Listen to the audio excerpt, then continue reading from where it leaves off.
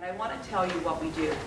We sit around a table, every director, and these are the questions that we ask ourselves, and we make lists, and we put them on a board, and we cross them out, and we figure how much money each item actually costs. And this is what we use. These are what we use as a criteria. What is the forecast revenue for the next budget cycle? What does South Euclid government want to accomplish? What are the essential services South Euclid must deliver? How will government measure its progress in accomplishing these goals? What will success look like for us? What measurable outcome can be identified? What is the most effective way to accomplish South Euclid's goals with the money that's available? If the service program is a core function of government, what level of service should South Euclid government provide for it?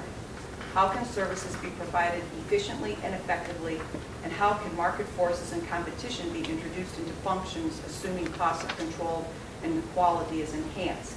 So what we do is we actually sit around and talk about different ideas, what we've learned in other areas, ideas that maybe our directors have brought forward or even our employees, and things have popped up such as our animal warden, in which now 3 cities use. So we realize that competition and those types of things could actually, the market force having two other communities join us, it really helped.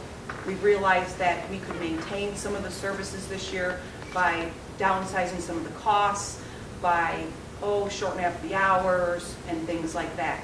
Our goal was to never ever let all the services go. Our goal was to try to stretch that dollar as far as possible, and it might have been cutting less hours at the pool or eliminating adult swim and things like that. But what we really looked at is we did not want to cut the core services. There's a great concern with our safety forces, with the cuts we have made. We will no longer have our medical dispatch force, and I'm very concerned that we will end up with only one of our ambulances out compared to the 2 if this continues. I know that these are stressful and frustrating times for all of us in coming to terms with how to move forward, because there are no easy decisions. There's only tough choices. And as your mayor, I took an oath, I raised my right hand, and I'm going to make those tough choices. As I have stated before, all of our employees are on the front lines every day, doing the best they can to manage the crisis. Their jobs are only going to get tougher, and I hope each and every one of you in this room take the time to thank them as they work even harder to keep South Euclid a stable community today and for the future. I have never seen people work harder and smarter than our employees. We will continue to work to maintain our city as a great place to live. You know that the administration will work together with the City Council to protect our community for today and for the long-term health and vitality of South Euclid. I want to tell you that we put everything online dealing with Cedar Center. It is a very complicated project. More will be coming. Check our website on a regular basis. The state and the county have worked with us along with Peter Rubin, and that's all I can really continue to tell you. We are an open book.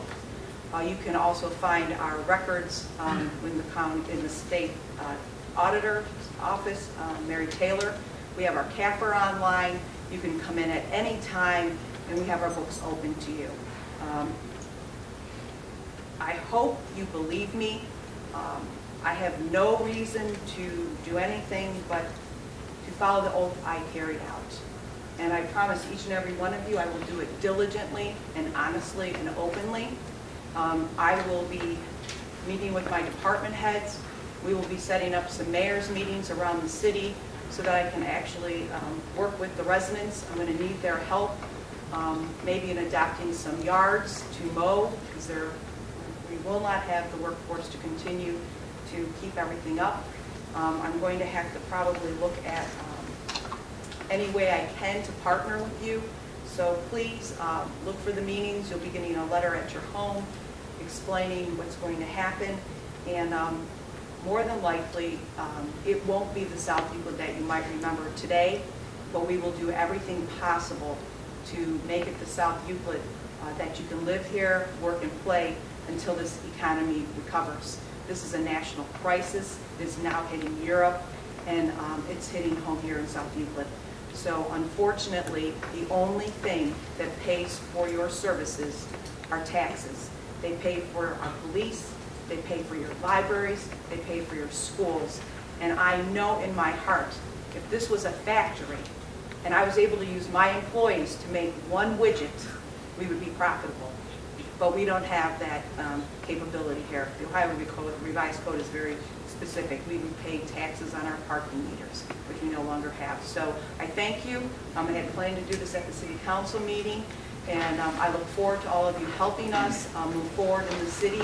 And I promise you we will do everything we possibly can to keep the services. I look around this room today and I see we have a lot of our employees, and I'm making this promise to you also. We will do everything possible we can for you and your families when the time comes, because it's not when it comes. I mean, it's not if it comes, it's when it comes. Thank you.